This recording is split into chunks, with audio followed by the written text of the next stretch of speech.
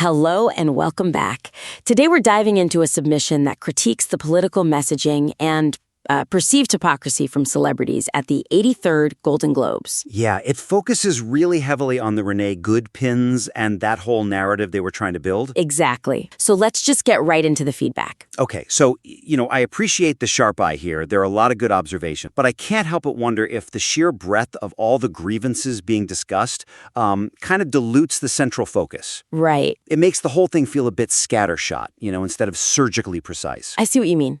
The critique is definitely frustrated with the whole celebrity political machine. I mean, it makes a strong case that the Globes were, quote, weighed down with political baggage. For sure. But you're right about the focus. The author's trying to cover, well, everything. It jumps from critiques of the films that won, like One Battle After Another. And that liberal mustiness phrase. Yeah, to dismissing the host, Nikki Greaser, then to the pins, the Ice Out Be Good pins, and then specific speeches, Judd Apatow's joke. It's a lot of targets. It is. And because there are so many, no single point really gets the space to, resonate as deeply as it could. Exactly. And the core strength of this piece, its most powerful claim, is that this whole Renee Good thing is an attempt to do George Floyd the sequel. And that it's not landing with anyone, which is a fantastic thesis. It's a killer thesis.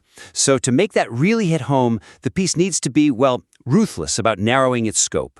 Okay, but I do worry. If you cut some of those other examples, does it make the critique feel less comprehensive, like you're missing the scale of the problem? That's a fair point, but I think you can get that scale by going deep instead of wide. Pick the highest impact contradictions and just put all the analytical energy there. Okay. For instance, there's a whole discussion about the film Sinners not winning award. It feels like a bit of a tangent, right? Yeah, especially since the piece itself kind of concludes that it doesn't matter because it made so much money. Exactly. So you can just cut that entire section and instead do a surgical analysis of the moments of real hypocrisy. So it's less of a shotgun blast at the whole machine and more of a sniper shot. A sniper shot, yes. You want to focus on the most glaring conflicts that undermine the celebrity's own message. And there's some really good ones in here. There are. Let's look at Wanda Sykes. The material points out she's asked about her pin, and she says something like, "We need to speak up and shut this rogue government down." Right. And she says this while attending what the piece itself calls a rubber chicken dinner. That juxtaposition is gold. It's everything. The irony of railing against an oppressive regime while, you're at this fancy industry party. That tension is the entire argument. Instead of listing 5 other things wrong with the Globes, just dedicate all the space to that one moment. Analyze that cognitive dissonance. It's so much more potent. And that becomes the proof that the seriousness of their whole political act is just completely undermined by the context. Absolutely. When you do that, the piece succeeds by showing an internal conflict, not just by, listing external complaints. Okay, that makes a lot of sense. So once we've narrowed what is being targeted, we should probably talk about how it's being targeted. The tone. The tone. Yes.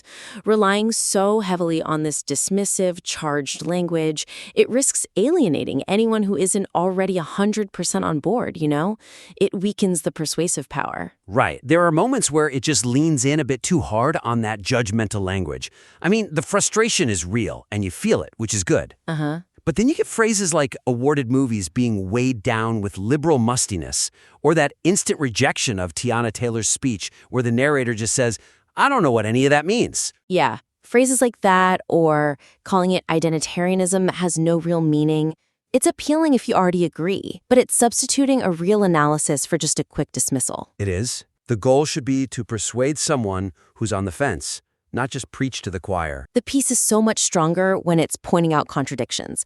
It's less strong when it just calls something weird and cringe. Exactly. That kind of charged language doesn't give the reader anywhere to go, They just retreat to their corners. So the suggestion is to reframe the critiques around the observable consequences of what's being said. The illogic of it. The illogic of it, yes. Apply that sharp, analytical lens more consistently. I get it, but I do worry a little that if you pull back on that language, you might soften the impact. I mean, how do you pivot from that kind of raw dismissal to analytical contradiction and still keep that fire? Especially with that Tiana Taylor quote. Our softness is not a liability. Our light does not need permission to shine. All of that.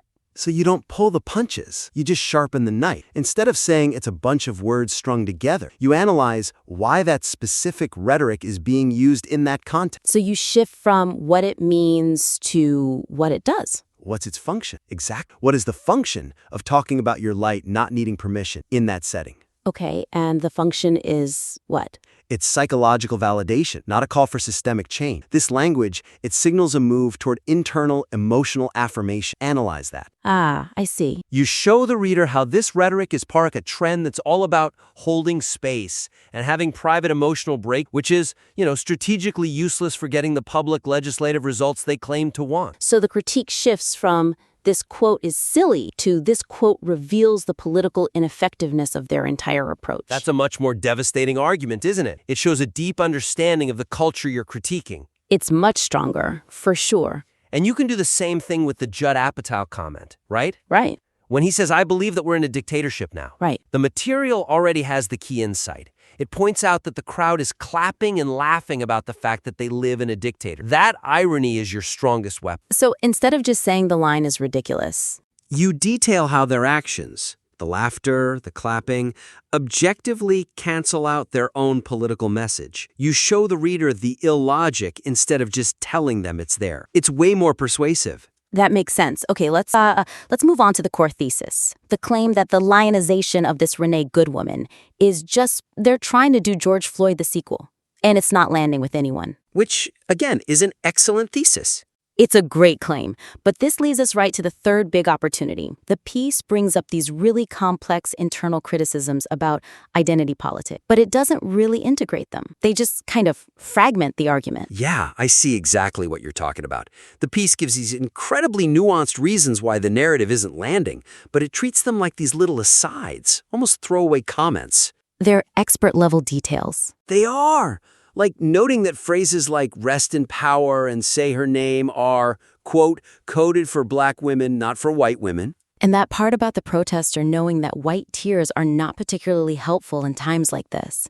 I mean, these are profound observations about the internal dynamics of these movements. And they're just sitting on the periphery of the argument. They are. So the suggestion is pretty simple. Use those internal conflicts within identity politics as your primary evidence. Make them the core of the argument for why the celebrity effort failed. So it moves the critique beyond just, celebrities are hypocrites. Way beyond.